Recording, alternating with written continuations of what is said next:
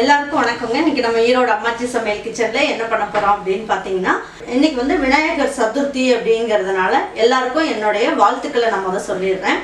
அதுக்கப்புறம் பாத்தீங்கன்னா இன்னைக்கு ஒரு சூப்பரான ஒரு பாயாசம் ஒன்று செய்யலாம். இந்த பாயாசம் வந்து நல்ல ஒரு டேஸ்டா இருக்கும். இந்த மாதிரி ஒரு பாயாசத்தை எப்படி வைக்கலாம்னு பாப்போம் வாங்க. நம்மளோட சேனல்ல சப்ஸ்கிரைப் பண்ணாதவங்க சப்ஸ்கிரைப் பண்ணிக்கோங்க. சமையல் குறிப்புகள்லாம் உடனே உங்களுக்கு வேணும்னு நினைச்சீங்கன்னா பக்கத்துல இருக்க பெல் பட்டனை அழுத்தி வச்சுக்கோங்க. அப்படியே ஃபேஸ்புக், இன்ஸ்டாகிராம், ஷேர் சேட்டை ஃபாலோ பண்ண மறந்துடாதீங்க. பாருங்க, நான் வந்து கேரட் வந்து என்ன பண்ணியிருக்கேன், ஒரு 200 கிராம் அளவுக்கு கேரட் எடுத்திருக்கேன். இந்த கேரட்டை மேலே இருக்க தோலெல்லாம் எடுத்துட்டோம், பெருசு பெருசாக கட் பண்ணியிருக்கோம். இப்போ இதை வந்து என்ன பண்ணலாம், நம்ம காய் திருவுறதுல வச்சும் திருவிக்கலாம். இப்போ இந்த அளவுக்கு கொஞ்சம் கொஞ்சமாக போட்டு மிக்சிலேயே நீங்கள் வந்து பல்ஸில் போட்டிங்கன்னா நல்லா துருவிட்டு உங்ககிட்ட காட்டுறேன். இந்த அளவுக்கு நல்லா தேங்காய் துருவல் மாதிரி நல்லா பூவாகிடுச்சு. கொஞ்சம் கொஞ்சமாக எடுத்து போட்டு துருவினீங்கன்னா உங்களுக்கு பூ மாதிரி நல்லா வரும். எல்லாம் ஒரே ஈவனாக உங்களுக்கு வந்து இந்த மாதிரி துருவி கிடைக்கும். இப்போ நம்ம என்ன பண்ணலாம், ஒரு 2 ஸ்பூன் அளவுக்கு நம்ம இதெல்லாம் நெய்யில் வறுக்க போகிறோம். இப்போ முந்திரி பருப்பை இதிலே வறுத்துக்கலாம். பொன்னிறமாக இந்த மாதிரி வறுத்து எடுத்து வச்சுக்கலாம்.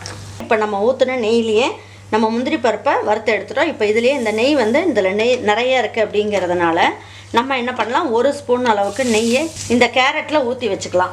மீதி இருக்க 1 ஸ்பூன் நெய்யில் நம்ம என்ன பண்ணலாம், ரவையை வறுத்துக்கலாம். ஸ்லோ ஃப்ளேமில் வச்சுட்டு ரவையை வறுத்துக்கலாம். பாருங்கள், இதை வந்து நல்லா வறுத்து எடுத்துக்கலாம். பாருங்கள், இதை நல்லா வறுத்தாச்சு. இப்போ வேறு ஒரு தட்டுக்கு மாற்றிக்கலாம். இப்போ நம்ம இதுக்கு தனியாக நம்ம வந்து நெய் ஊற்ற வேண்டியதில்லை. நம்ம நெய் வந்து முந்திரி பருப்பு வறுத்த நெய்யே இதில் போட்டு வச்சுருக்கோம்.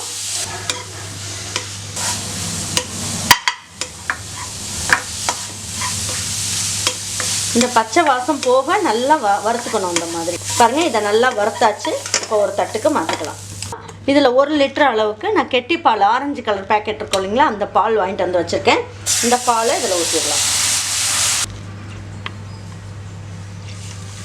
பாருங்கள், இதில் ஒரு 200 ml அளவுக்கு தண்ணி ஊற்றிக்கலாம்.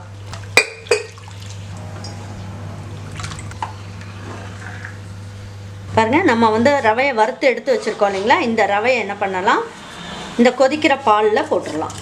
இப்படி கிளறி விட்டுட்டிங்கன்னா உங்களுக்கு வந்து கட்டி இல்லாமல் எல்லா பக்கமும் நல்லா படர்ந்து வேகும். இப்போ வந்து நமக்கு ரவை நல்லா வெந்துருச்சு. வெந்ததுக்கப்புறம் நம்ம என்ன பண்ணலாம் அப்படின்னு பார்த்தீங்கன்னா, நம்ம வறுத்து வச்சுருக்கோம் இல்லைங்களா, இந்த கேரட்டை இதில் போட்டுடலாம்.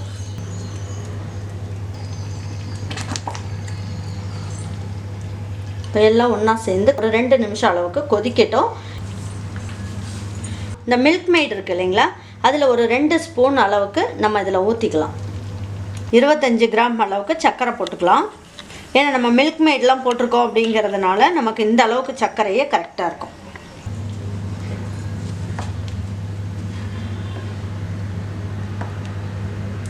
பன்னீர் வந்து ஒரு 4-5 ட்ராப் வந்து போட்டு விடலாம். இது வந்து டேஸ்ட் ரொம்ப சூப்பராக இருக்கும்.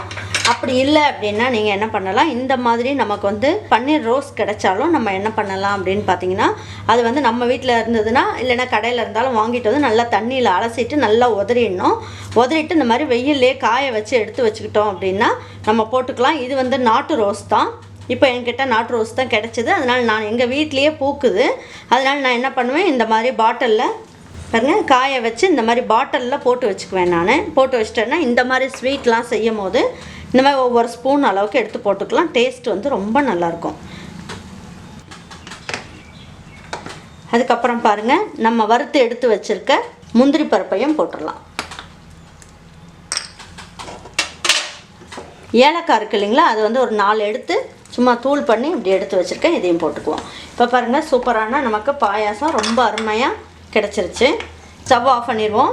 ஆஃப் பண்ணிவிட்டு இப்போ அதை எடுத்து வச்சு பரிமாறிக்கலாம்.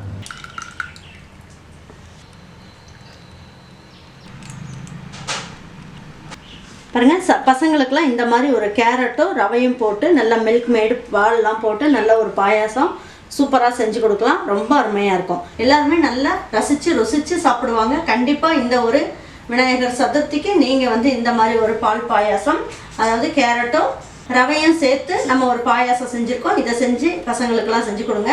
செஞ்சு கொடுத்துட்டு உங்கள் வீட்டில் இருக்க எல்லாருக்கும் பிடிச்சிருந்தது அப்படின்னா லைக் பண்ணுங்கள், ஷேர் பண்ணுங்கள், சப்ஸ்கிரைப் பண்ணுங்கள், மறந்துடாமல் கமெண்ட்ஸ் பண்ணுங்கள். தேங்க்யூ ஃபார் வாட்சிங் ஈரோடு அம்மாச்சி சமையல். தேங்க்யூ. பாயாசம் வந்து இன்றைக்கி நல்லா சூப்பராக ரொம்ப அருமையாக வந்திருக்கு. இதே மாதிரி பாயாசத்தை உங்கள் வீட்டில் இருக்கவங்க எல்லாருக்குமே நீங்கள் செஞ்சு கொடுங்க. பசங்கள்லாம் நல்லா விரும்பி சாப்பிடுவாங்க. கேரட் பிடிக்கல அப்படின்ற குழந்தைங்க கூட வாங்கி வாங்கி குடிப்பாங்க.